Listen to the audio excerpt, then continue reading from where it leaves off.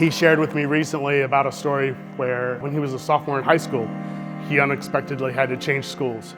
And we all remember that that would be something that would be very traumatic. But he shared that because of that time in his life, he met some of his best friends, people, many of which are here with them tonight.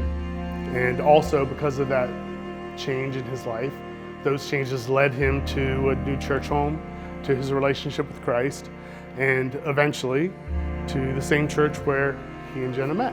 When problems occur in your life, things don't go as expected, remember that God does have a plan and that his timing is always perfect. I enjoy how loyal and committed you are to the people in your life. I just think about all the different things that we have gone through in our friendship, just, ups and downs, positives, negatives, circumstances, whatever it's been. And I just appreciated how stable and patient and just loyal you've been with me and with other people. And she's gotten to be a cool example of how God can provide comfort and how God can provide whatever is needed in the midst of hardship, but also that God can provide sweet blessings through suffering. And so I feel like that's been encouraging, if God's doing all this cool stuff for Jenna, why wouldn't I also want to share this and let people be a part of it? Because then we all get to celebrate when we see you get through it, being able to be with you for that. Bruno, you are my best friends. I'm thankful that we get to be in each other's lives. I've enjoyed going to the mall every time we hang out and just looking at stuff and actually buying things. I've enjoyed how fun it is to hang out and do mundane things together. And I've enjoyed your consistent choice to be one of my best friends. There are a lot of qualities that I could highlight, but what I really want to draw attention to here is your commitment to being a man of God. I think following God is a lot of fun, and you're a good demonstration of that, but it's also really tough sometimes. And life is also incredibly tough. And you've demonstrated what it looks like to really persevere with God despite everything going on. And you haven't done this perfectly, but in the end you have chosen to trust God, and it's resulted in you becoming more humble, caring, and stable. I'm confident that as you move in this next chapter of your life, that you're going to crush it, because you know how to take hits and to get back up from them, because you've placed God at the center of your life through thick and thin. So I'd like to make a toast to your guys' marriage, the people you guys are going to impact together, the ways that you guys will better each other, and to eating home-cooked meals. To Bruno and Jenna.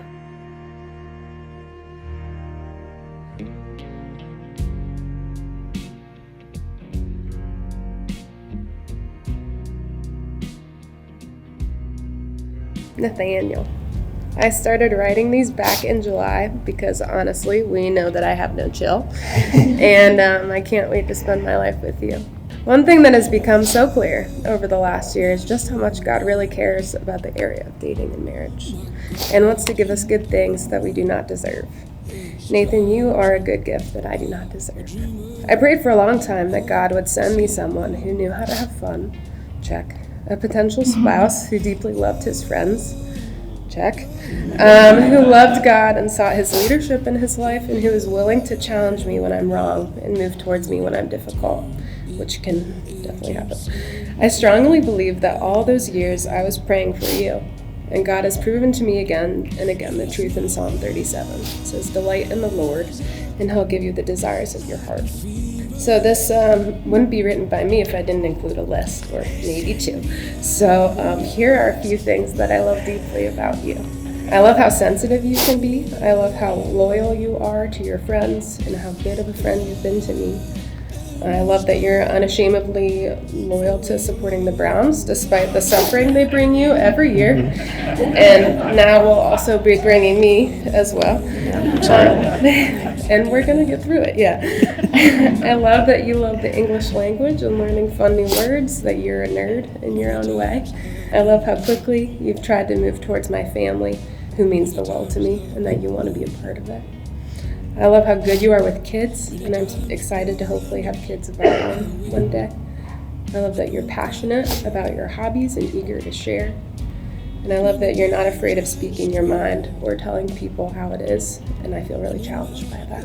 I love how you've persevered despite the barriers that you've faced in life, and this gives me confidence that you'll fight for our marriage when things are hard. This is only a small picture of what I love because we don't have 3 hours for me to stand up here, but I'm so excited to learn more about you in marriage and to grow in my understanding of how God's made you even more. And I'm grateful that God makes it possible by His grace for me to love and move towards you. I love you, Nathaniel Mair. I'm so excited to spend my life as your teammate, to do life with you and to be your way. Jenna Lorraine, I have dreamt of this day for a very long time. I'm so happy that it is you who is standing across from me today.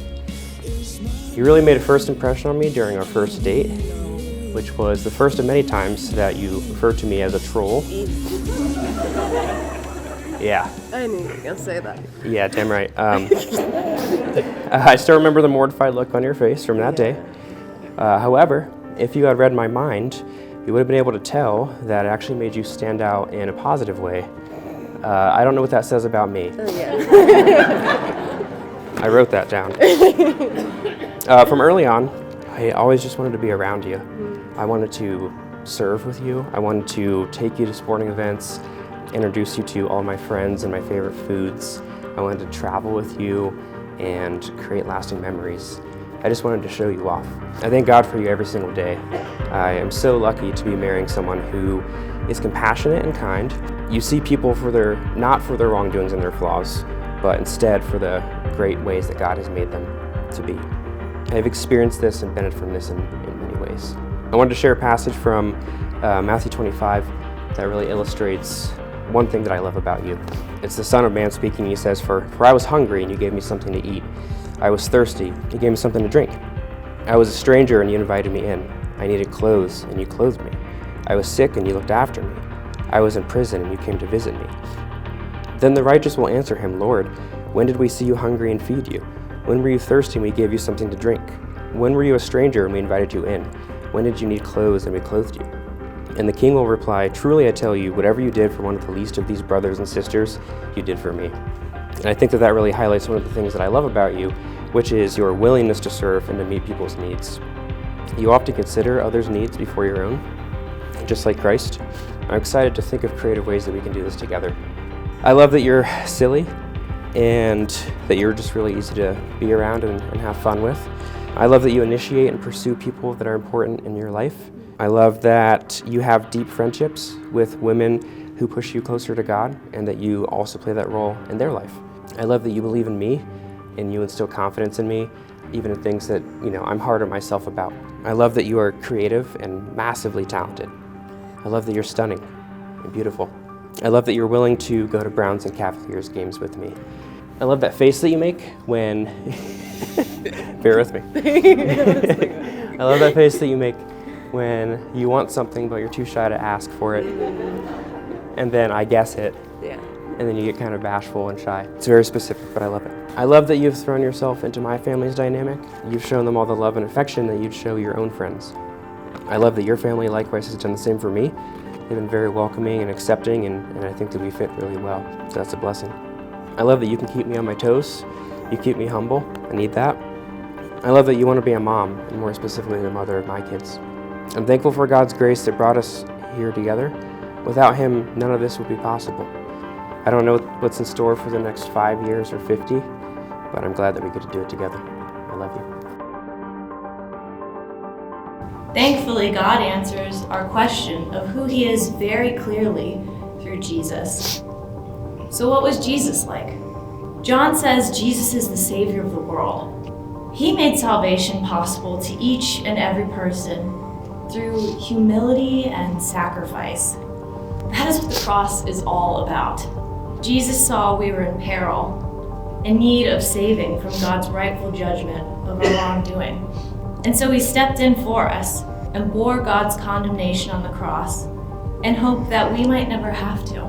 I say in hope because each person's salvation depends on their willingness to respond to Jesus' offer. Verse 15 in our passage says, If anyone acknowledges that Jesus is the Son of God, God lives in them and they in God. I, along with Nathan and Jenna, ask you to consider this offer for yourselves.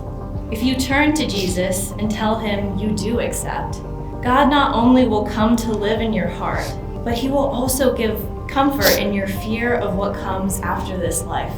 We will have confidence on the day of judgment. There is no fear in love, but perfect love drives out fear, because fear has to do with punishment. In the security of his love, no longer will we fear God's judgment. Instead, we can look forward to heaven and God's warm embrace.